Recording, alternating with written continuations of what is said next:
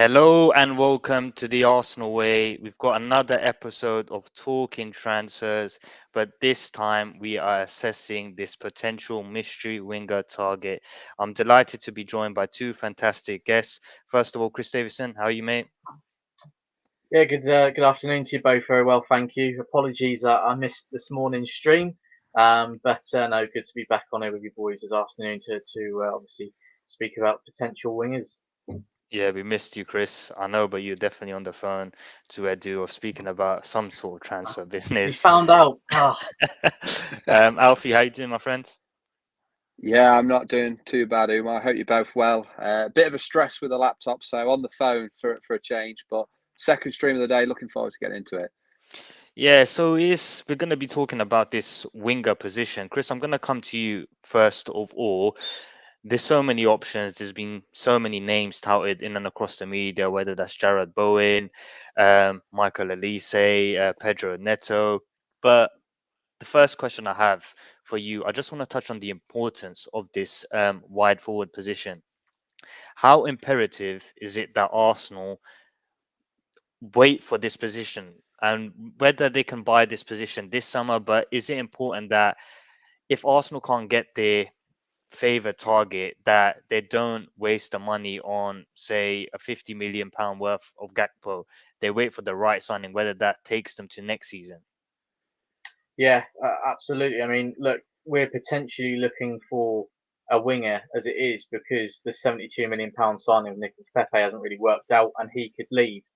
And look, if we're talking about maybe taking a more clever, patient approach in the market to ensure we get the right fit for Arsenal and for this team, then absolutely it's important that we don't make any rash decisions. I'm confident, obviously, looking at the other transfer business that Mikel Arteta and Edu have done so far, especially over the last year, that there is a good plan in place. Research has been done to identify target specific players that would fit into this team, that would fit the Premier League physicality and the style of play at Arsenal and the way that obviously the league works, to prevent another situation that has obviously developed with Nicolas Pepe.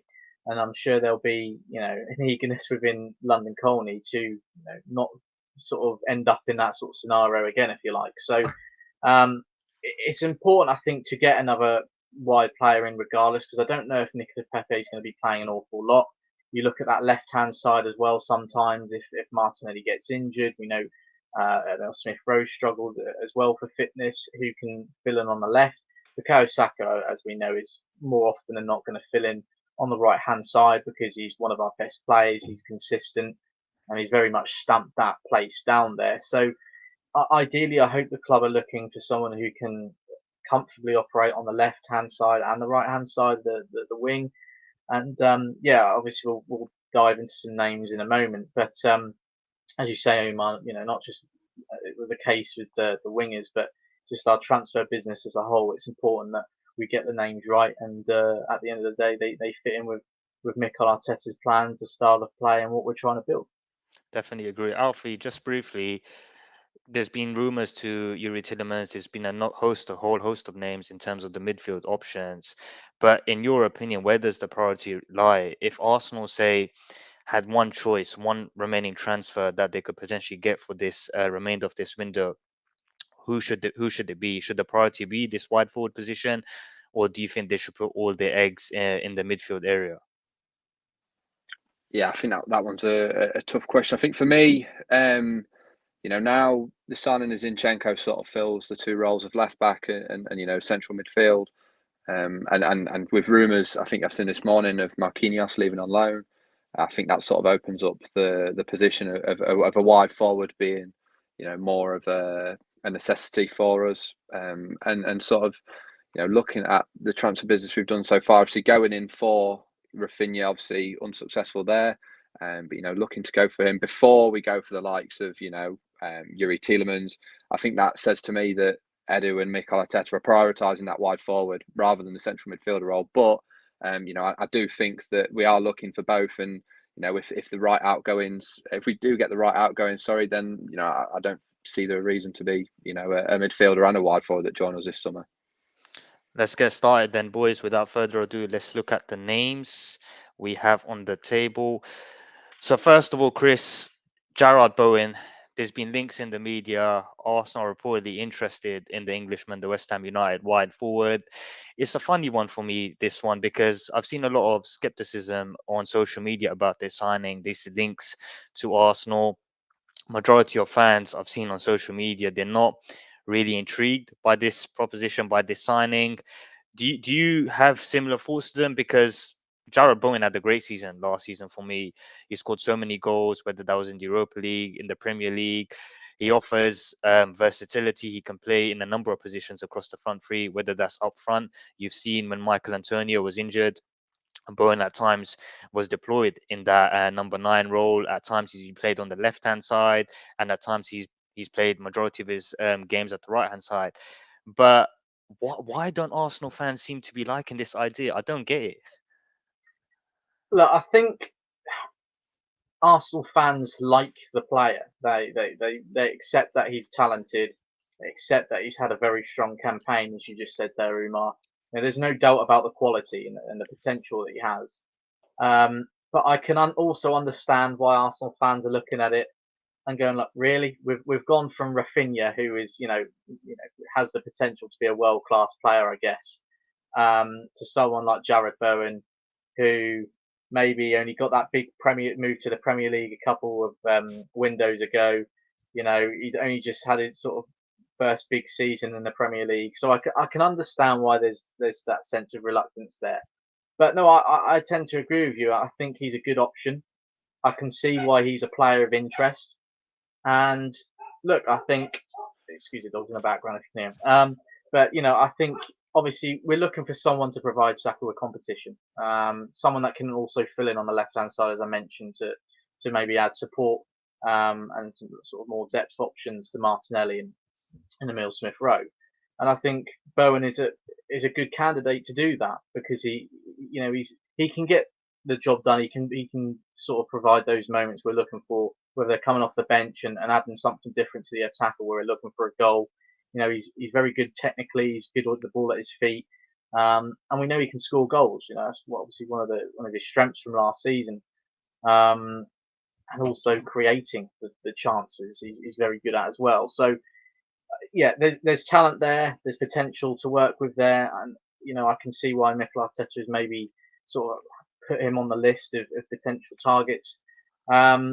Obviously fits in with that homegrown sort of criteria that the club have looked to um, improve on over the last couple of windows. We saw obviously Ben White and Ramsdale come in last summer, but just actually, I mentioned Ben White there. He cost what, £50 million. I think you could be looking just as much for Bowen, if not more, because he hasn't been at West Ham for that long. He's one of their best and one of their most important players, and obviously because of that homegrown label over his head, the price is always going to be increased. So I think a good option to have absolutely would come in very handy, not just in the Premier League, but obviously in the Europa League matches as well. A great option to have on the bench. But again, that's another factor. Is he going to be wanting to come off the bench most weeks? I highly doubt it, because at the moment he's a starter. He's one of the first names on the team sheet for Moyes. So yeah, I can see there's certain aspects why he's a potential target. Is he the one that makes the most sense though? Not for me. I tend to agree. I think stylistically, I just don't think it makes sense. I think he's a good player. But I think the way Arsenal are looking to move this project forward, they're looking to buy a player that can compete with Bukayo Saka, but can ease the load of him as well, because Bukayo Saka played a number of minutes. And Bowen, I think he's got the credentials to do that, but for £70 million, it's a lot of money for a player that may not even succeed at Arsenal, because when you buy a player for £70 million, you outright have to play him, I think, personally, because he's not going to be keen on being a bit part player, and he's not going to be keen on just being on the bench. And in my eyes, we've got a £70 million player plus already in Bukayo Saka. So for me, I just don't think it would make sense. But the next target, Alfie, we're going to touch on is Cody Gakpo, PSV Eindhoven forward, leader, good character. do you think this signing would make sense? Because Arsenal are seemingly have rekindled their interest in the Eindhoven man. Rumored fee around 35 to 40 million pounds. He can play again in a number of positions, but he's more favoured to be suited on the left hand side. Do you think this signing could be one for Arsenal because he's likened himself to Thierry Henry? He's shown his appreciation for Arsenal, but if you had to give you a pot of money right now, would Cody Gakpo be top of your agenda? Yeah, I think out of the list that we've compiled here, for me, he's not only the most realistic, but I think probably the best option for Arsenal.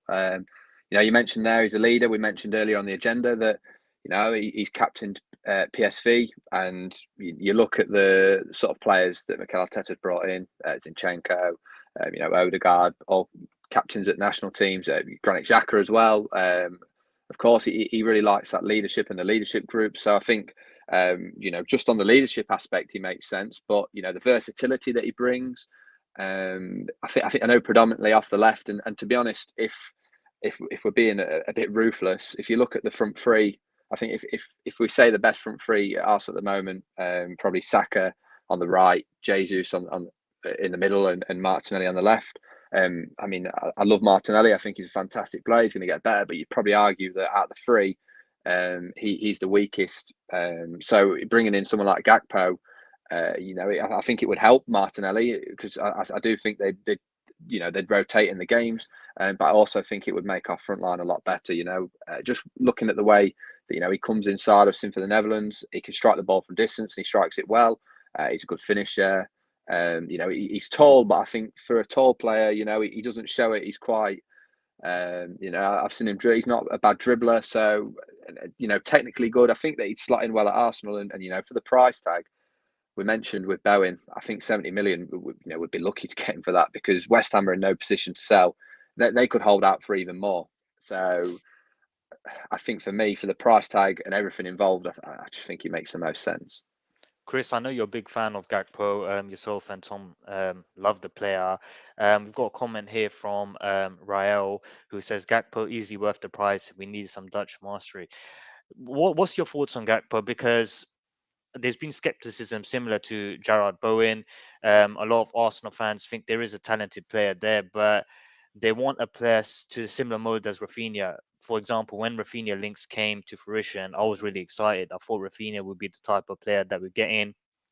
He could take Saka's game to the next level, and he would just be the player that is perfect for rotation, to put him in the right hand side, left hand side, versatile player. But Gakpo, if he was to come in, he would be more suited to the left hand side, wouldn't he? Yeah, he would. He primarily operates on the left hand side, and he obviously likes to cut in on his right foot. So that's understandable. But again, he has played on the right hand side on numerous occasions. I think I saw a comment a little while ago as well, saying that he can also operate as a centre forward, which he can. Because last season, I think he went into double figures for goals and assists. He was lethal in front of goal. And he has got that height, which would add something different to our front line, I think. And then it would sort of round off a nice balance, really. You've got Gabriel Jesus and Nketiah, maybe slightly on the smaller side, but they're strong, they're pacey. Whereas Gakpo, yeah, again, he's pacey himself, obviously being naturally a winger, but he has got height on his side a bit more, and would, like I say, add something different. I can only agree with what Alfie said there about the player. I think it makes the most sense. I think when we're talking about finances and stuff and fees, especially when you compare it to Bowen, I think you're looking maybe at least 40 or around 40 million for Gakpo. He's recently signed a new deal. PSV Eindhoven are in a strong position, but I think they accept that the player would like to maybe move on to a bigger and better challenge. If an offer was to come in for him, obviously he'll have one eye on the Dutch national team as well. I'm sure he's keen to play as much for them as possible, and in order to increase his chances to do that, he'll obviously want to be making a statement at a big club. So Arsenal can provide him that. I think it would be a very, maybe even see him starting ahead of someone like Gabriel Martinelli if he was to come in and hit the ground running. Because, like I say, we know he obviously operates on the left-hand side more often than not. But again, he's someone with immense potential because he's quite young, and I'm sure he would have learnt a lot, improved a lot from the last season. Obviously, enjoying his best season yet in his career. So he's only going to get better. And I think Manchester City, like Liverpool as well, have been linked with him. And look, at the end of the day, if teams like that are looking at a player like Gakpo, then that says an awful lot about him as a player. So for me, I know we're going to be talking about a few more names over the next few minutes, but this is probably my number one choice. Interesting. Move on to the next target. Another player who's recently signed a new contract, a bumper new contract. And one of my favorite targets for this wide forward position is Pedro Neto. I know there's been a lot said about the injury that he picked up, the knee injury that he suffered. And there's been a bit of worry about that injury and whether he would come in and fit in like a glove, because prior to that injury I thought he was sensational. He was going at defenses. His dribbling skills really impresses me a lot, and even that his goal scoring prowess, he improved a lot. Alfie, Pedro Neto, do you think this is a viable option for Arsenal if we were to target a wide forward this summer? I think you mentioned the contract that he signed. I think it was till 2027. I think that's probably a massive stumbling block in the deal. I'm with you, Umar. I think that he's a fantastic player. The knee injury. I can't claim to have watched much of Wolves this pre-season, but from what I've read, it seems like he's slowly getting back to the levels that he was showing in the season prior to last. So I think the player in there is one that would definitely improve Arsenal. I think like you say, he sort of worked on his in front of goal, providing and scoring. I think he can play off both wings. So again, that versatility. But just the one thing, I think that Wolves will demand too much money. They didn't sign him for cheap. I think he was 16, 17 million when they brought him in. And that contract extension to me says that he's happy there, and if they do sell, they're not in a position to sell again, like I mentioned with Bowen, and they'll just demand a lot of money. And I think that they can outprice us with it because they've seen sort of the money we mentioned that we spent on Gabriel Jesus, who only had 1 year left on his contract. So I think for me, Wolves will be looking to get far too much money, or far much more than what he's currently worth, because of the potential that he shows, and like I say, the length of the deal that he's got left on his contract. Chris, I just want to touch on relations and relationships. Pedro Neto is represented by Jorge Mendes. Everyone knows that Jorge Mendes has helped us finance moves for Arsenal, most recently the Fabio Vieira deal this summer. Do you think that could help Arsenal get Pedro Neto if we were to say make a move for the Portuguese winger? Yeah, absolutely. There's no reason why it wouldn't. And as you say, as you mentioned there and pointed out, that Arsenal and Edu in particular have had connections and discussions with Mendes before. I'm sure there'll be more occasions moving forward where they'll speak again. And yeah, I mean, it can always sort of go in your favour when you have those connections. That could help get potential deals over the line. Absolutely. I think there were even suggestions that Arsenal were maybe looking to get Mendes involved in the Rafinha deal as well, if it was obviously possible, which eventually it wasn't.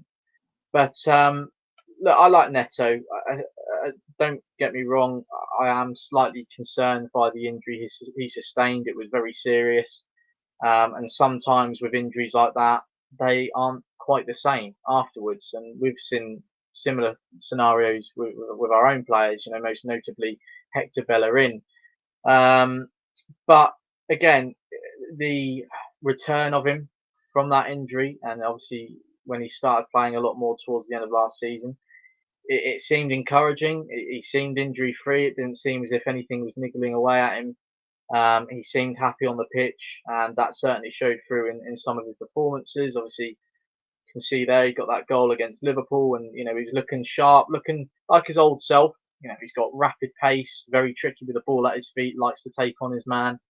and yeah, can score goals, can provide them. I like him. I think what overrules the injury side or the injury worry for me is the fact that, look, I can settle with Saka and Martinelli playing most weeks for Arsenal on the flanks. But then to have someone like Neto as an option to come in when needed, to rotate, to play around with, I'm happy with that. I'd be satisfied with that. Let's be honest. He's Premier League proven. He's been there, done it. He's shown that he can provide quality moments in the Premier League. He has all the ingredients to be a very tricky player to handle.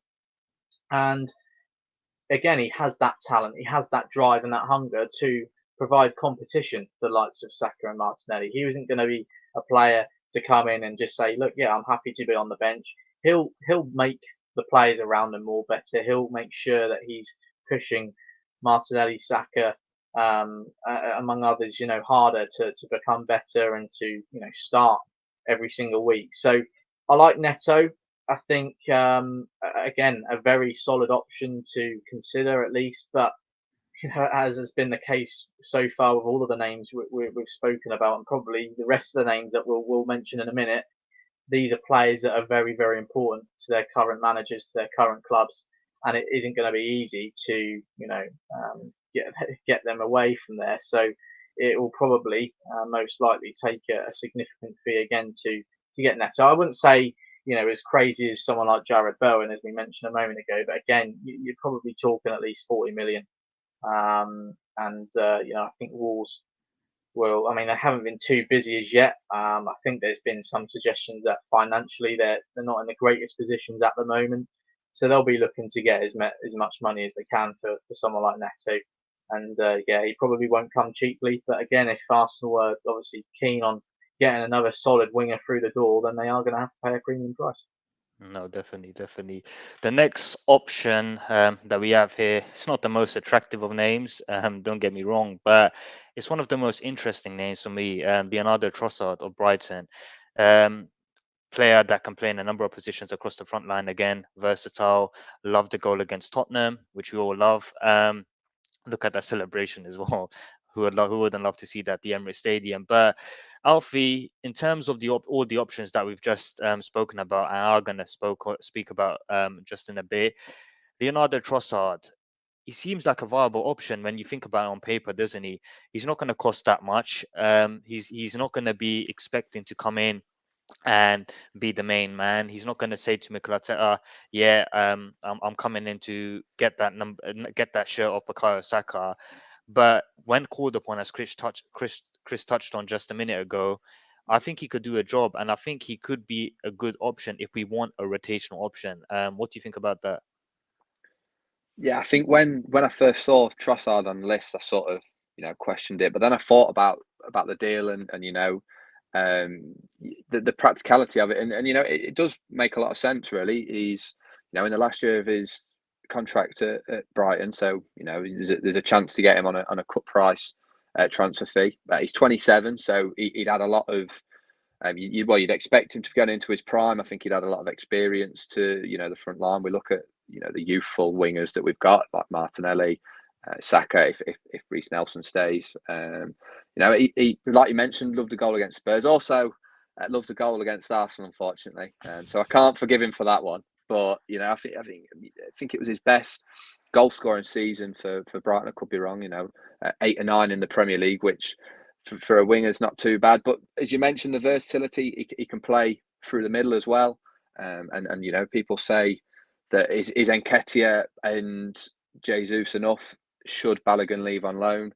Well, it's another option to play centrally because I know he did play there a lot for Brighton last season. So I think when you actually think about the deal and as we look at the other sort of options that we've looked at, they're all expensive and they're all going to cost a lot of money. I mean, as Chris said, you have to pay a premium price to get a player in for that role. But if you're wanting that sort of rotation, especially for playing Europa League football as well, I think it's not a bad deal really, and I think it would free up some money if we can't get these players out the door. It would free up the money for Tielemans because I can't see him costing much more than 20 million. I'm not too sure what you two think. Chris, I got a comment here. Varel, no thanks to Trossard, solid, but will be another older player lagging our squad down. What do you think about that? Because, like Alfie just touched on, he's only 27 years old.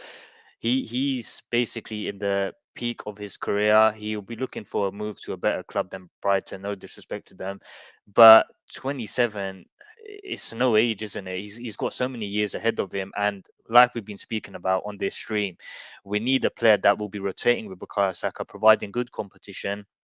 Trossard knows the league. He's played for a very good Brighton team under Graham Potter, who's a very good manager. But Graham Potter has improved him vast amounts. What do you think about that? Another older player. It's quite interesting, isn't it? The skepticism about that. Well, I think because of the transfer business we've done over the last couple of windows now, bringing in players aged between sort of 21, 23 years old, we've come to the sort of conclusion that 27 is old in football in terms. But it really isn't. And again, as you mentioned there, Umar, he's still yet to go through his prime years as a footballer. So I mean, look, I think Trossard on this list is one of the more underrated names. I'm actually a big fan of him. I think he's produced some quality, big moments for Brighton. Scored some important goals, created some important moments for the team, and I think he's actually a name that first came around when Arsene Wenger was still in charge. He's been sort of mentioned behind the scenes before. He'll be obviously a player that is familiar to the hierarchy, being in the Premier League already. He's obviously been here for a couple of years now, for a few years. And a decent option, as Alfie says, a really solid option to have, especially if you are looking for someone to not necessarily be a starter, but a rotational option for the Europa League, for the cup games. And again, I'm sure Trossard would understand, he can't all of a sudden come into a club like Arsenal, which has the likes of Saka, Martinelli, Smith Rowe, and sort of start every single week. He will have to work hard for it. But again, you also touched on Umar, no disrespect to Brighton, but if a club like Arsenal comes in for you, you're most likely not going to turn around and say thank you, but no thank you. So yeah, an interesting option, as you say. Again, another decent, solid name to add to the list. But I can see again why some Arsenal fans have maybe turned their noses up at him, because again, like Jarrod Bowen, you've gone from someone like Rafinha down to Leandro Trossard. It's a bit of a drop in terms of quality and consistency, but again, I certainly think he'd be a decent enough option to strengthen our front line and add that sort of extra sense of depth and competition to the side. So, yeah, maybe one to keep an eye on. Definitely, Alfie, Noah Lang. There's not been a lot of spoken about him in recent weeks. There was a lot of interest, I remember, at the start of the window, even in the January transfer window. I think every stream that we used to do, Chris, it was always about Noah Lang and Arsenal. But Alfie, in terms of this deal, Fabrizio Romano has in recent days spoken about Noah Lang and his wish to depart Club Brugge. Club Brugge are looking at a reported figure of £25 million. A lot has been said about Noah Lang's attitude and his personality, his character.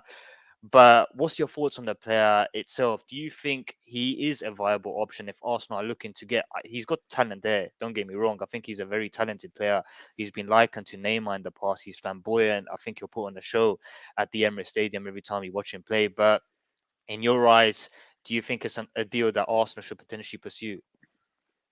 I think you mentioned there about his talent, and he clearly is a talented player. So I think on talent wise, I think he's good enough for Arsenal. But you mentioned sort of his attitude, and you look at the players that have come through Ajax in recent years. I mean, the quality they've produced from their academy is ridiculous, really, and they've got some of the best players in the best leagues. So he's clearly a talented player. But what sort of speaks volumes for me is if he was that talented, if he had the attitude right, then why would he be at Club Brugge and not at a club in the top 5 leagues? And again, people commenting here You know, we had a player in Guendouzi who was so talented, and for me, I thought he was going to be in our midfield for the years to come.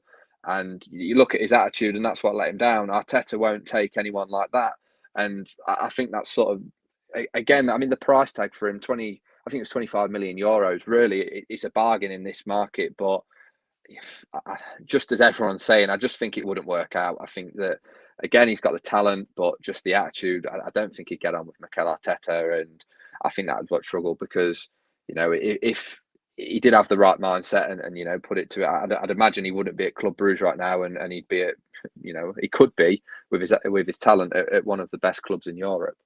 Chris, do you echo those thoughts similar to Alfie? Yeah, I do. Again, you know, I don't think there's any doubts over his talent and his potential. He's obviously done very well in the early stages of his career, but you know, I've seen lots of people close to the player, close to Club Brugge, speak about his attitude problems. His head maybe isn't always in the right place. And Alfie mentioned it there. You know, we've already experienced something similar with Matteo Guendouzi. Clearly, a very gifted and talented player with a promising future. But you know, you get that big move to Arsenal, and you're working under someone like Mikel Arteta. You've got to have the right personality. You've got to have the right mindset. You've got to have the right attitude. And if you don't, you're not going to make it. It's as simple as that. And that's now why, obviously, Guendouzi finds himself back in France. So obviously there's been links there. I can see why maybe his name has been mentioned. There's talent. Obviously, he operates in a position that Arsenal are potentially looking to strengthen.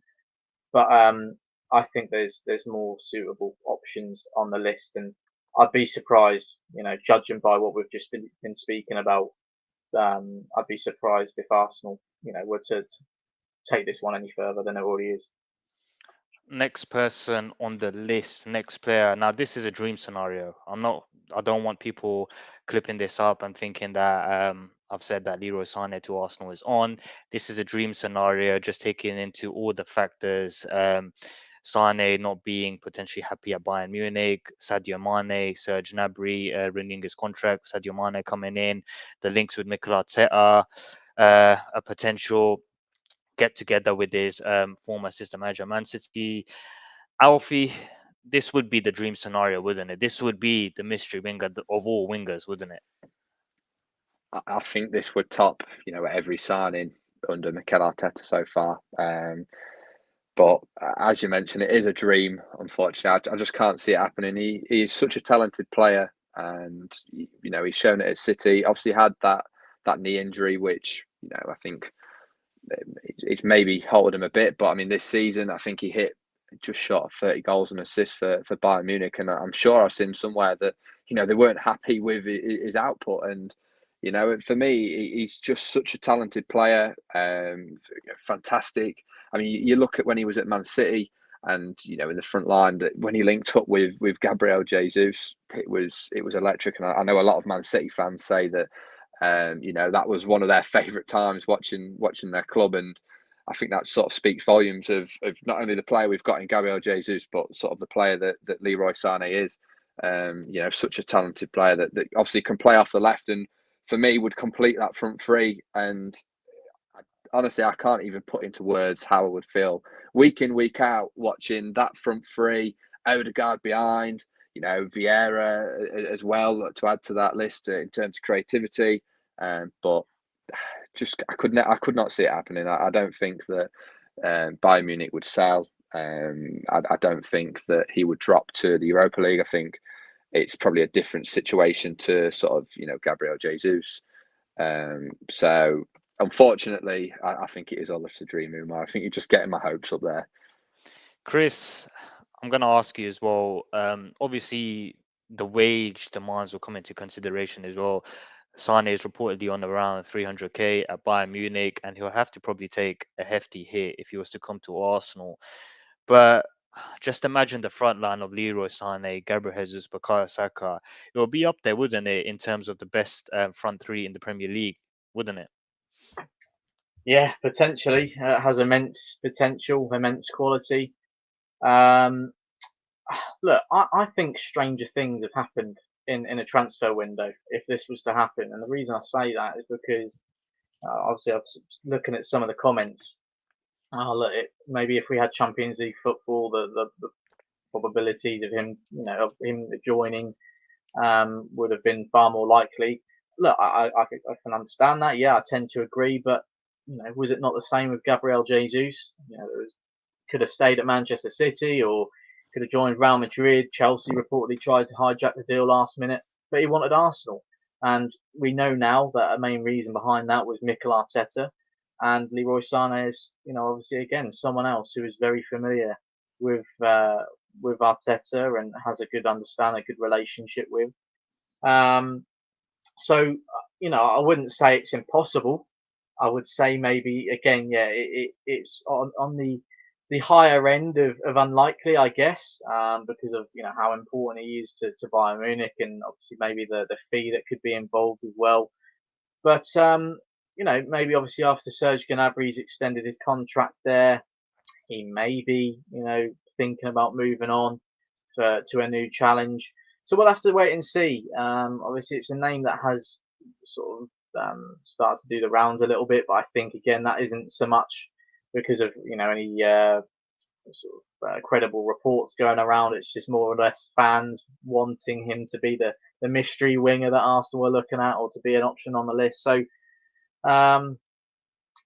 yeah. So,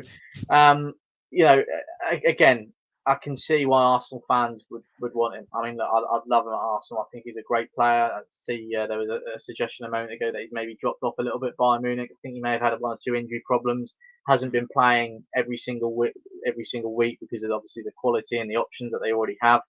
But for Arsenal, it would be a massive statement of intent. Put it that way. I think it would be another huge signing, just like Gabriel Jesus was.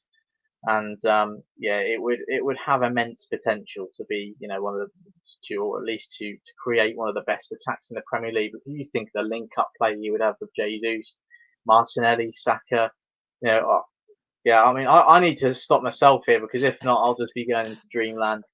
And on deadline day, when we haven't even signed a winger, I'll just be bawling my eyes out. But look, never say never. Like I say, you've seen stranger things happen in the transfer window. I can see, if there was interest there, or if there was to be interest developed, you can see that it would be quite credible, because, like I say, the connection, the relationship with Arteta. But yeah, I think it's probably one Arsenal fans maybe just need to relax over for now. Stranger things have happened. Chris, you got me dreaming. I don't think any Arsenal fan is going to be relaxing until the window is finished. But the last person on our list, before we touch on to a few wild cards that I've seen on the chat box, quite interesting names. Alfie Michael, reportedly he's got a buyout clause in the region of £35 million. He's a talented player. I think he's developed a lot under Patrick Vieira's tenure. What's your thoughts on Michael Elise? Do you think this is a good option for Arsenal if they want to pursue him?